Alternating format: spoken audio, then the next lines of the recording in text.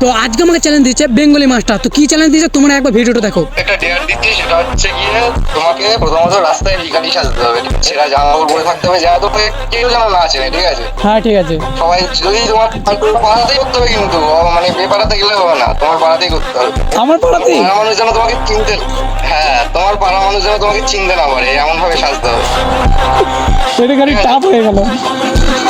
সবার কাছ থেকে মিনিমাম 10 টাকা করে নিতে হবে। বেশি না তিনজনের কাছ থেকে 10 টাকা করে নেবো, 30 টাকা ব্যাস। হ্যাঁ ঠিক আছে, 30 টাকা নিয়ে ডেয়ারটা কমপ্লিট করো, ঠিক আছে? আর ভাই যদি ভালো করে ভিডিও করে তাহলে ভাইকে সবাই ফটো টলো করে দিও, হ্যাঁ ঠিক আছে? চলো রাখি।